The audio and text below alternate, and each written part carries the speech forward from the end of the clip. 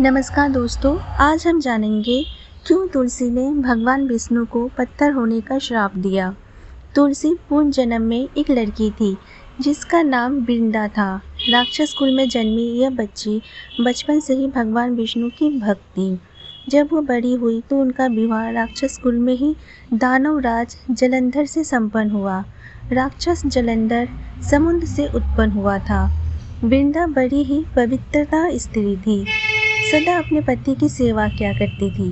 एक बार देवताओं और दानव में युद्ध हुआ। जब जलंधर युद्ध पर जाने लगे तो वृंदा ने कहा, स्वामी आप युद्ध पर जा रहे हैं, आप जब तक युद्ध में रहेंगे मैं पूजा में बैठकर आपकी जीत के लिए अनुष्ठान करूंगी।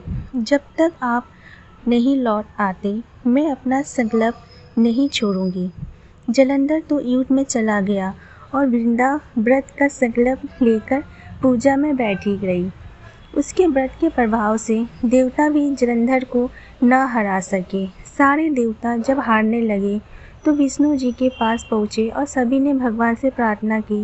भगवान बोले, वृंदा मेरी परम भक्त है, मैं उनसे छल नहीं कर सकता। इस पर देवता बोले कि भगवान दूसरा कोई उपाय हो तो बताए, लेकिन हमारी मदद जरूर करे।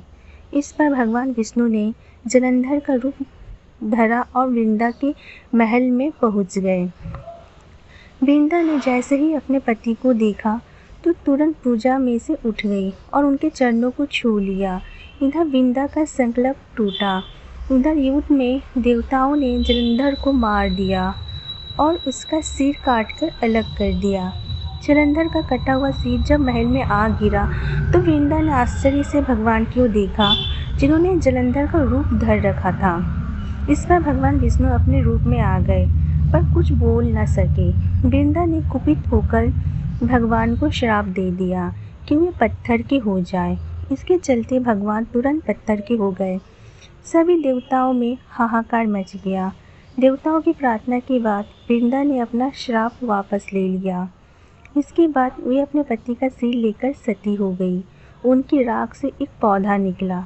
तब भगवान विष्णु जी ने उस पौधे का नाम तुलसी रखा और कहा कि मैं इस पत्थर का रूप में ही रहूँगा, जिसे शालिग्राम के नाम से तुलसी जी के साथ ही पूजा जाएगा। इतना ही नहीं, उन्होंने कहा कि किसी भी शुभ कार्य में बिना तुलसी जी के भोग के पहले कुछ भी स्वीकार नहीं करूँगा। तभी से ही तुलसी जी की पूजा होने लगी। कार्तिक मास में तुलसी जी का विवाह शालिग्राम जी के साथ किया जाता है।